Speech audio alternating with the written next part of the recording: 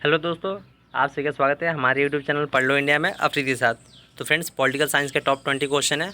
अगर आप किसी भी यूनिवर्सिटी की तैयारी कर रहे हैं, जैसे इलाहाबाद यूनिवर्सिटी, बनारस हिंदू यूनिवर्सिटी या किसी अन्य यूनिवर्सिटी की तैयारी कर रहे हैं एंट्रेंस एग्जाम के लिए, खासकर बीए के लिए, तो आपको बहुत ही हेल्पफुल होगा हमारी इस वीडियो से। फ्रेंड्स, जिन्होंने अभी तक हमारे चैनल को सब्सक्राइब नहीं किया, जो लोग नए हैं हमारे चैनल पर, प्लीज़ सब्सक्राइब कर दीजिए और वीडियो अगर अच्छा लगे तो एक लाइक और कमेंट जरूर कीजिए। बढ़ते हैं क्वेश्चन की तरफ। Friends, first state in India which was created on linguistic basis. तो फ्रेंड्स, लिंग्विस्टिक बेसिस मतलब भाषा के आधार पर गठित होने वाला। तो फ्रेंड्स, इसका करेक्ट आंसर है आंध्र प्रदेश। आंध्र प्रदेश 1 अक्टूबर 1953 में गठन हुआ था और ये स्वतंत्र भारत में भाषा के आधार पर गठित होने वाला पहला राज्य था। अगला क्वेश्चन देखते हैं। Which of the following bills can not be introduce first in the Rajya Sabha. कौन सा ऐसा बिल है जो पहले राज्यसभा में पेश नहीं किया जा सकता है। तो फ्रेंड्स, सही आंसर है मनी बिल, ऑप्शन बी।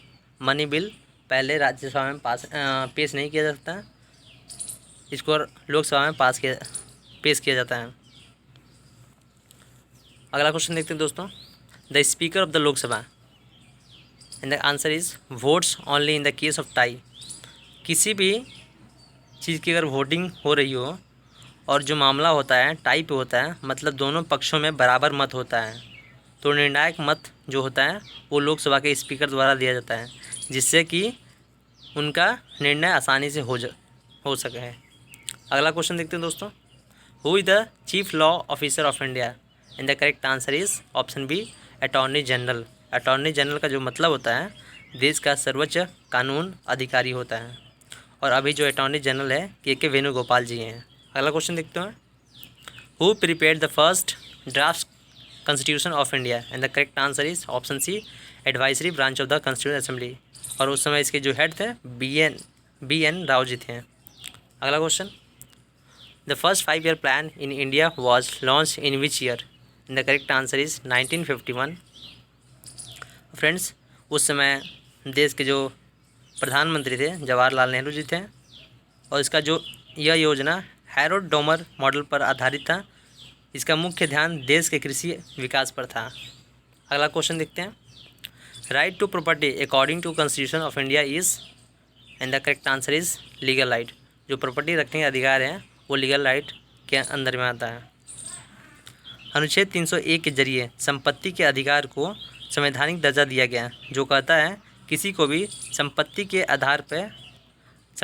आधार से वंचित नहीं किया जा सकता है। अगला क्वेश्चन देखते हैं।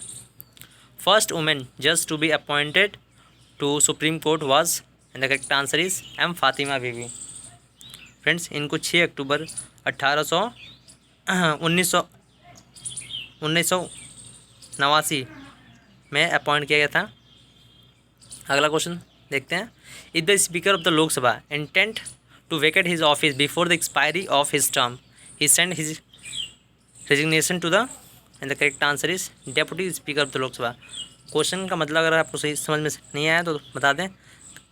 जो स्पीकर ऑफ द लोकसभा होते हैं उनको अगर कार्यकाल पूरा होने से पहले अगर कार्यकाल खाली करना चाहते हैं तो अपना जो रेजिग्नेशन लेटर है वो किसके पास भेजते हैं, जिसका सही उत्तर है deputy speaker of the Lok Sabha. अगला question. The chief election commissioner can be removed from his office.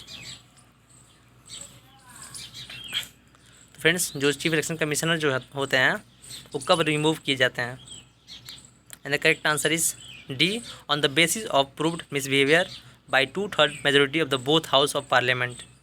संसद के दोनों सदन में अगर 2/3 बहुमत से साबित हुए दुर्व्यवहार के आधार पर उनके कार्यकाल से हटाया जा सकता है। अगला क्वेश्चन देखते हैं। A federal structure of the India was first put forward by the, and the correct answer is act of 1919। Next question. Who among the following did not serve as the vice president before becoming the president of India. इनमें से कौन है जो president बनने के पहले vice president के पद पे नहीं थे, जिसका सही उत्तर है ऑप्शन सी, नीलम संजीवा रेड्डी। क्योंकि doctor S Radhakrishnan, doctor Zakir Hussain और आर वेंकटा रमन ये पहले वाइस प्रेसिडेंट बने थे और उसके बाद प्रेसिडेंट बने थे। अगला क्वेश्चन देखते हैं। The term of member of the Rajya Sabha is, जो जो राज्यसभा के मेंबर होते हैं उनका जो टर्म होता है वो 6 साल के लिए होता है। अगला क्वेश्चन देखते हैं। What is known as the little India and the correct answer is village. जो लिटिल इंडिया है वो सिंगापुर में है और आपको सिंगापुर के अलग अलग कोने में भारतीय मिल जाएंगे और सिंगापुर की छोटी सी आबादी में 9.2% हिस्सा भारतीय समुदाय का है। अगला क्वेश्चन देखते हैं दोस्तों। Who decide disputes relating with the allotment of the symbol to political parties. जो फ्रेंड्स इलेक्शन टाइम सभी एक पॉलिटिकल पार्टी का अपना अपना एक सिंबल होता है और उससे लेकर अगर किसी का डिस्प्यूट हो तो उसकी डिस्प्यूट को जो सही करता है वो इलेक्शन कमीशन द्वारा देखा जाता है। अगला क्वेश्चन देखते हैं। The tenure of the every panchayat shall be for 5 years from the date of and the correct answer is. जो पंचायत राज्य का जो 5 वर्ष का जो कार्यकाल होता है वो कब से होता है। तो फ्रेंड्स करेक्ट आंसर है declaration of the election result. जिस दिन इलेक्शन रिजल्ट का डिक्लेयर हो जाए उस दिन से ही उनका कार्यकाल 5 साल की शुरू होता है। अगर देखा जाए स्टेट कमीशन में, स्टेट इलेक्शन में, तो रिजल्ट घोषित करने के बाद भी जिस दिन वो शपथ लेते हैं, मुख्यमंत्री हो या प्रधानमंत्री, शपथ लेने के बाद वो कार्यकाल शुरू होता है उनका। अगला क्वेश्चन देखते हैं। What does article 17 of the constitution से। जो अनुच्छेद 17 है संविधान का, वो क्या कहता है। Option A untouchability is abolished, छुआछूत को समाप्त किया जाता है। Option B the practice of the untouchability is forbidden, छुआछूत करना सख्त मना है। And option C practice untouchability is an offence, छुआछूत प्रथा एक अपराध है।